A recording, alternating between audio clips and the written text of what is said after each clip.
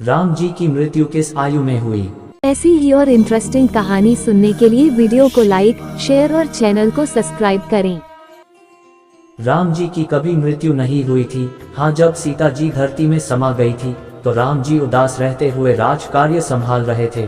फिर उन्होंने राज्य के 8 भाग किए, क्योंकि चारों भाइयों के दो पुत्र थे और प्रभु राम नहीं चाहते थे कि इतिहास दोबारा दोहराया जाए, इसीलिए 8 पुत्रों में राज्य बांट दिया। फिर अधिकतर समय साधु संतों के साथ बीतने लगा।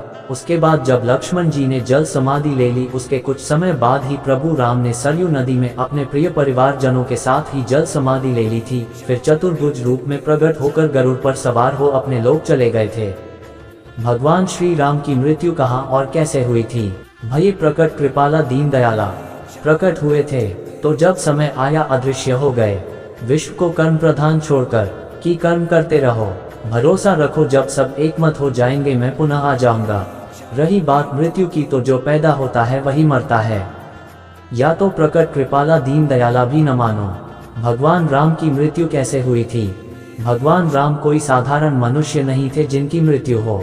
वे तो मानव रूप में साक्षात श्री हरि थे। काल स्वयं उनके पास हाथ जोड़कर विनती करने आए थे। तो कहानी कुछ इस प्रकार है।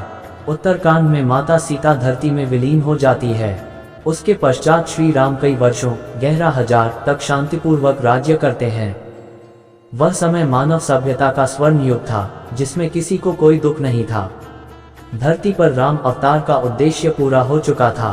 तब काल श्री राम के पास मुनि के वेश में आते हैं और एकांत में बात करने की विनती करते हैं। श्री राम लक्ष्मण जी को आदेश देते हैं कि द्वार पर पहरा दो, और यदि कोई भी उनकी वार्ता में हस्तक्षेप करता है तो वे उसे मृत्यु दंड देंगे। उसी समय दुर्वासा ऋषि महल में आते हैं और लक्ष्मण जी से श्री राम से उन्हें मिलवाने के लिए कहते हैं। लक्ष्मण जी के द्वारा श्री राम की व्यस्तता बताने पर वह संपूर्ण अयोध्या को श्राप देने की बात करते हैं, जिसे सुनकर लक्ष्मण श्री राम और काल की वार्ता के बीच में हस्तक्षेप कर देते हैं।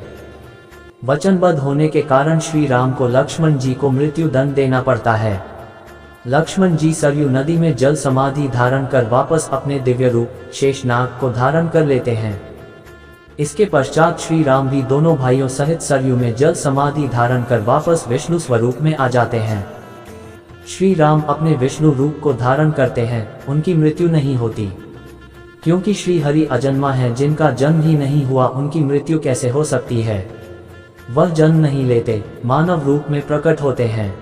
किसी मनुष्य में इतनी शक्ति कैसे हो सकती है कि स्वयं श्री हरि को अपने गर्भ में धारण कर सकें? भगवान की आज्ञा से माया गर्भ में प्रवेश करती है और श्री हरि मानव रूप में प्रकट होकर भक्तों के कष्ट हरते हैं। जय श्री राम।